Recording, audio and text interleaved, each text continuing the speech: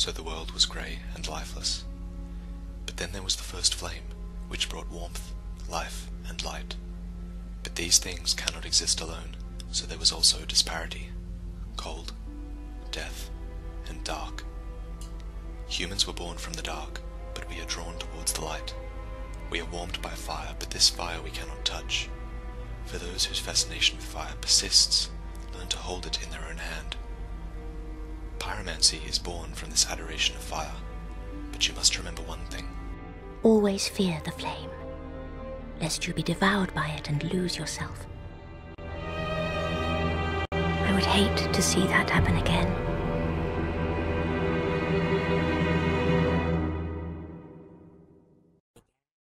It is the nature of fire to fade until only dark remains. But what if another flame was born? It could be a replica of the first to ward off the darkness. The Witch of Izalith was one of Lord Gwyn's last hopes. If she could replicate the first flame, then the god's power would never fade. It would have been better if she had never tried. I have a favour to ask. My mother, the Witch of Izalith, was one of the primeval lords. Her power came from the soul that she found near the first flame. She focused this power to light a flame of her own. But she failed to control it. The flame of chaos engulfed Mother and my sisters and moulded them into deformed creatures.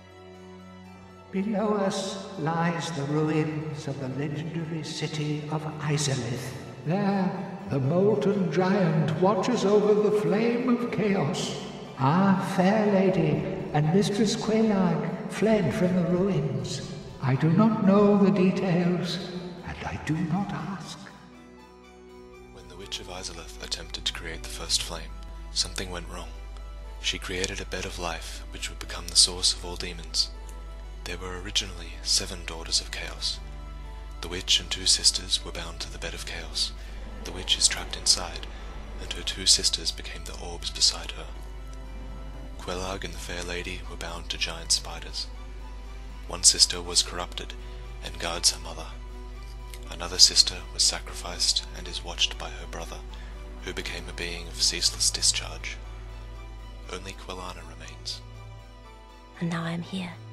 But my mother and sisters have been in anguish since. I beseech you, free Mother and my sisters from the flame of chaos. I cannot do it myself.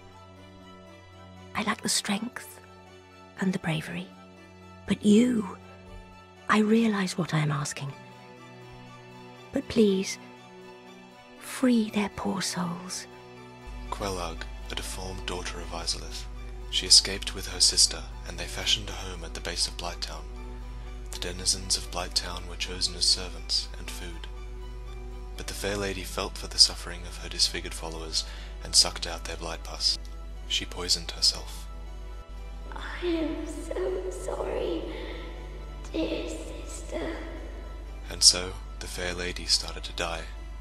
But at least she has her sister Quelag. But promise me that you will take care of yourself.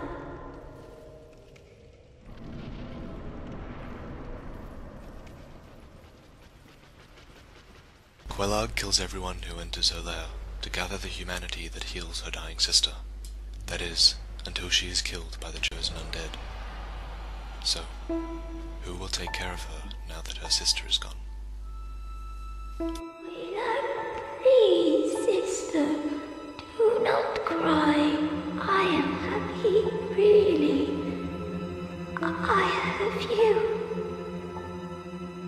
Don't I?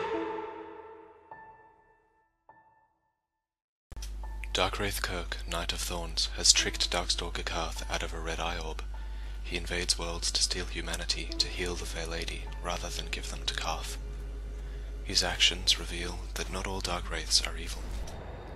However, he is ultimately killed by the chosen undead, as his intentions are not understood until his corpse is found in the Fair Lady's company.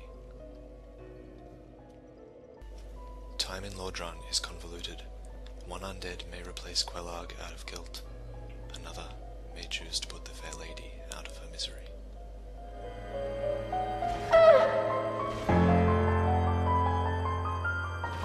know, but why? Why, you monster! The fair lady!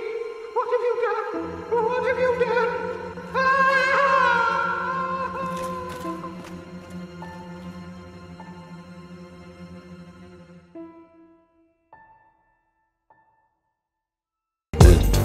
Undead are kept safe and with strength and purpose, and one undead was upon an impossible purpose.